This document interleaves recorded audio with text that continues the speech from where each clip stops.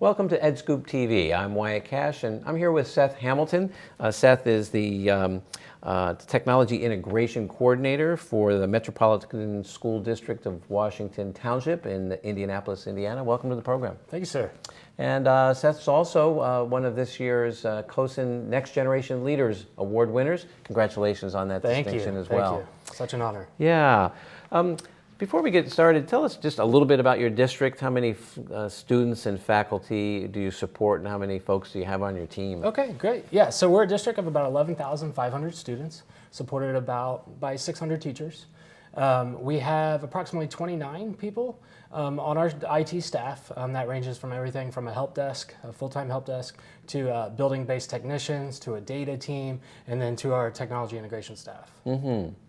So tell me a little bit about some of the top technology, education technology priorities that your school district's working on, particularly as we're looking ahead to the upcoming school year. Absolutely. So one thing that we've really looked at lately is blended learning and how we can leverage that within the walls of our classroom. Right now, we have a very diverse population. We're not to the point of one-to-one district at this point, but really trying to pave the way for teachers to get the foundational understanding of what technology integration and blended learning could look like in their classroom, and then proceed with devices at a later point. Mm-hmm. And can you talk a little more about other initiatives in terms of applications or platforms to help facilitate that? Absolutely. So a couple years ago, we invested into Canvas as a learning management system. We were My Big Campus before that, and we're shopping around for something a little bit more robust. And at about the same time as when My Big Campus said that they were no longer going to be in the learning management system business. So it worked out very well for us to land on Canvas. And we had a slow launch in the first year, but we've really ramped up. We're now in year 3 of utilizing Canvas, and that's kind of our platform for a lot of our professional development. We utilize that in the International Baccalaureate program as well, as we teach teachers how to implement IB framework, and we use it for what the International Baccalaureate calls the personal project. And we used Canvas to train all the teachers on how to facilitate the personal project with their students. And maybe regarding infrastructure or other Wi-Fi enabled systems so that you're able to continue to work through a program like that? Yeah, absolutely. We've long had the network. And now we can scale up to meet what the network has available to us. We are district-wide Wi-Fi.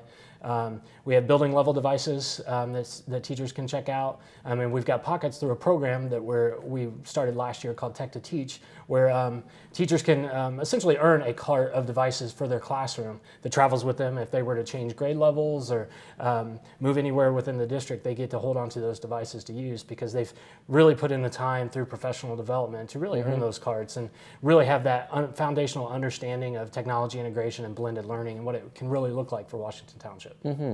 So tell me a little about a project that you've been involved in that you're particularly proud of that other school districts might be interested in. Yeah, absolutely. The Tech to Teach program I'd like to expand on a little bit because we feel like it's pretty unique in the way we're going about it.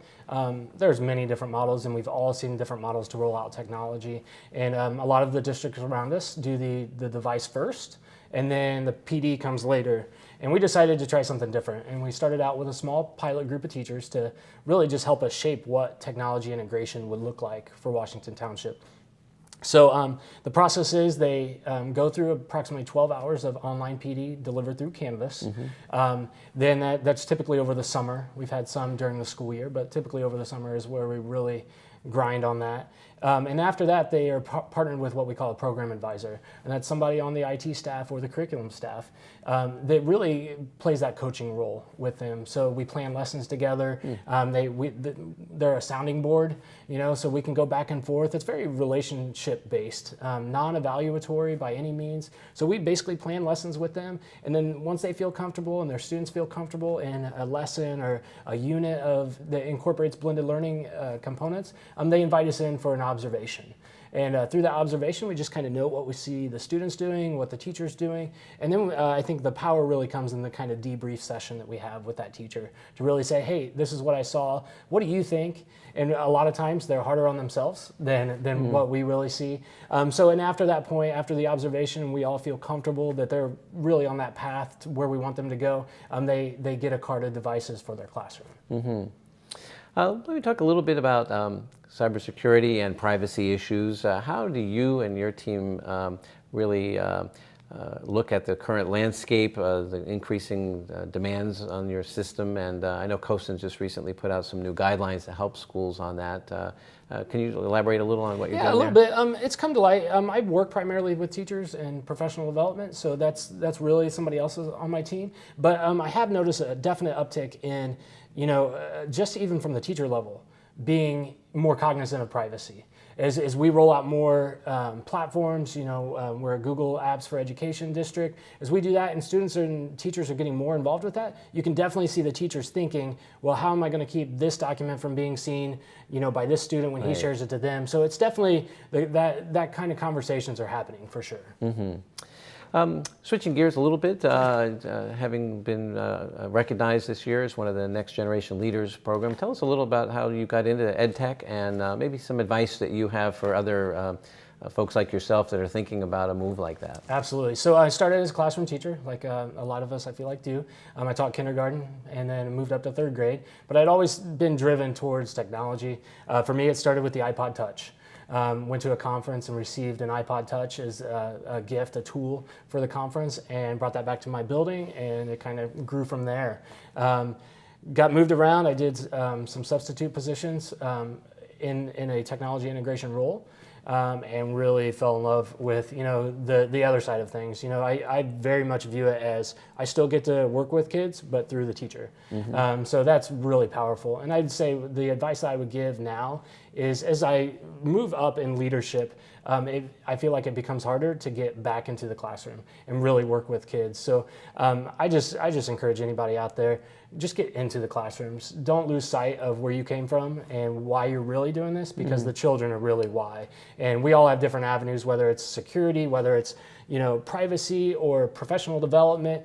We're all doing it for the students, and I could definitely encourage anybody to make sure that you don't lose sight of that, because it's really easy to do so when you get into the monotonous busyness of the business side of things, and that just to remember why we got into it in the first place. So Seth, thanks so much for taking time to stop by, share some of your insights. Congratulations again on being named a CoSN Next Generation Leader, and really appreciate your being with us today. Thank you, sir.